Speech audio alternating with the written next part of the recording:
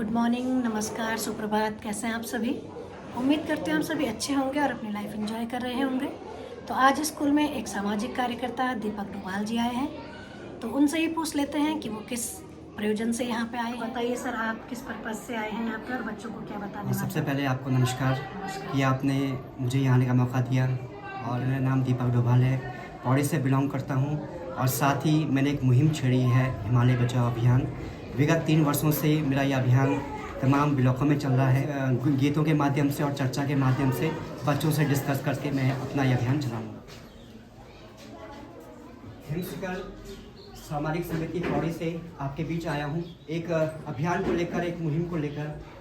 और आप लोगों से मेरी रिक्वेस्ट है कि जो भी मैं आपको गीतों के माध्यम से, चर्चा के माध्यम से आपको बताऊँ, वो आप मैसेज, वो अभियान लेकर औरों तक पहुँचाइएगा, ताकि मेरा यहाँ आने का मकसद, जो उद्देश्य है, वो पूरा हो पाए। सबसे पहले विद्यालय की जो प्रिंसिपल मैम हैं, उनका हार्दिक धन्यवाद कि उन्होंने मुझे कार्यक्रम करने की परमिशन अपने विद्यालय में दी है। प्यारे बच्चों, कहते हैं आन बान शान है हिमालय हमारा, आन बान शान है हिमालय हमारा, वजूद खतरे में है इसका, आओ मिलकर सफल बनाएं हिमालय बचाओ अभियान हमारा।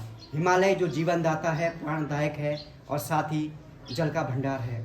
लेकिन आप लोग देख ही रहेंगे जिस हिसाब से हर साल विगत वर्षों से गर्मी का प्रकोप जारी है, जिसके फलस्वरूप जो हमारा हिमालय है, हमारा ग्लेशियर है, लगातार वो पिघलता जा रहा है।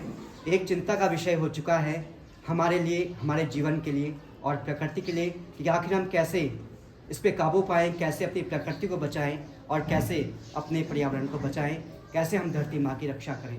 देहरादून में एक संस्थान है जिसका नाम है वाडिया इंस्टीट्यूट। क्या नाम है? ये शोध करता है क्लाइमेट के बारे में, भूगर्भ के बारे में और ग्लेशियर के बारे में। और इसने ताज़ा शोध में पाया है कि जो हमारा गंगोत्री ग्लेशियर है, हमारा एक धाम है, हमारा एक सबसे ऊंचा ग्लेशियर है, वो लगातार पिघल रहा है और अपने मूल स्थान से लगभग 2 किलोमीटर पीछे खिसक चुका है। तो लगातार प्रकृति हमें संकेत दे रही है किसी न किसी रूप में। कभी हमारे बीच में भूस्खलन जैसी घटनाएं हो जाती हैं, भूकंप आ जाते हैं। और जैसे कि आपको पता है कि कई बार हमारे बीच में जोशीमठ जैसी घटना हो चुकी है और अभी भी वहाँ पे लगातार ज़मीन का फटना, ज़मीन में दरारें पड़ना जारी है। और एक समय था जब पूरा का पूरा गांव उसमें धराशायी हो गया था और कईयों की जानें उसमें चली गई थी। कई बार हमारे बीच में पिछले 2-3 साल पहले कोरोना वायरस आया था और बिना ऑक्सीजन के लोगों की जानें गई थी।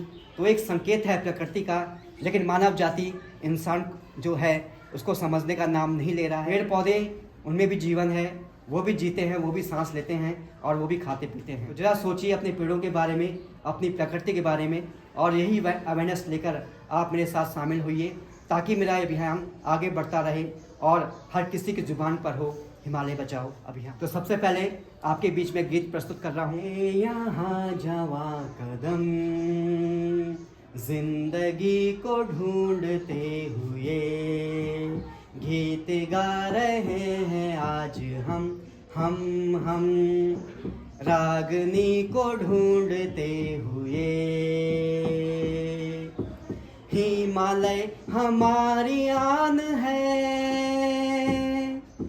ये हमारी शान भी तो है।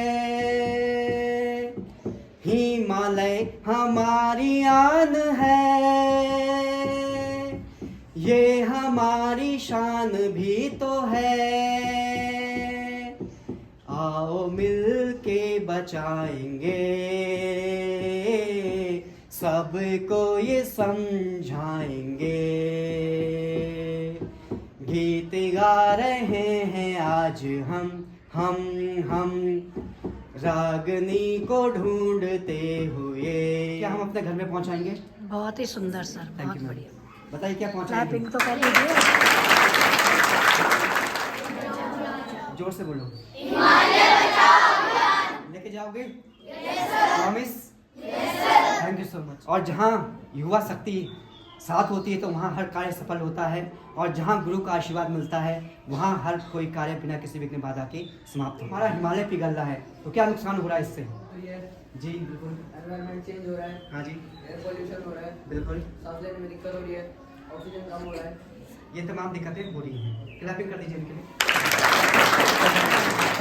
लगातार जिस हिसाब से पेड़ काटे जा रहे हैं हज़ारों की संख्या में, उससे हमारे पेड़ कमज़ोर, हमारी जो धरती माँ है, प्रकृति है, कमज़ोर हो रही है। और इसके फलस्वरूप ही लगा लीजिए एक प्रकृति का संतुलन बिगड़ गया है। जंगल जल रहे हैं ना, तो जानवर कहाँ जाएंगे? जलकर मरेंगे या हमारे घर में आएंगे? आएंगे, जाहिर बात है।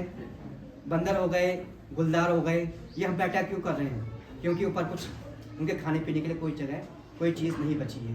पानी वहाँ नहीं है, सूख चुका है पूरा। मध्य हिमालय में है, ठंडी हवा, ठंडा पानी, ठंडा फल हमें कैसे तरोताज़ा करता है। हम धूप से आते हैं, गर्मी से आते हैं, कहाँ बैठते हैं? पेड़ के नीचे बैठते हैं। पंखे में बैठेंगे तो हमें तुरंत बुखार पकड़ जाएगा, खांसी जुकाम हो जाएगा, है ना। तो ये महत्व हमने लोगों को बताना है और समझाना है। अंत में एक गीत प्रस्तुत करूंगा। सुना रे देदा भोला तुम तय बात बिगाड़ा छा, छुई लगाना छा, हरियाली मूल मंत्र की अलख जगाना छा, हरियाली मूल मंत्र की अलख जगाना छा। सुना रे देदा हो डाली बूटी लगान हमन पानी कठा कन, डाली बूटी लगान हमन पानी कठा कन, हरी भरी सारियों देखी की बक छटवे जान, हरी भरी सारियों देखी की बक छटवे जान। सरकार की योजना च धै लगाना छा, सरकार की योजना च धै लगाना छा, हरियाली मूल मंत्र की अलख जगाना छा। वही मेरा छोटा सा प्रयास था बच्चों, और मैं उम्मीद करूंगा कि मुझे यहाँ से भी मैम का आशीर्वाद मिलेगा, गुरुजनों का आशीर्वाद मिलेगा, ताकि मेरा कार्य आगे बढ़ता रहे बिना किसी विघ्न बाधा के। लगातार सहयोग मुझे स्कूलों से मिल रहा है और यही सहयोग आगे बना रही ऐसी मैं उम्मीद करता हूँ। इसी के साथ जय हिंद, जय उत्तराखंड। चलिए अब आप लोग एक एक करके लाइन से बिना बोले अपनी अपनी क्लास में जाइए। चलिए चुपचाप जाइए अपनी क्लास में।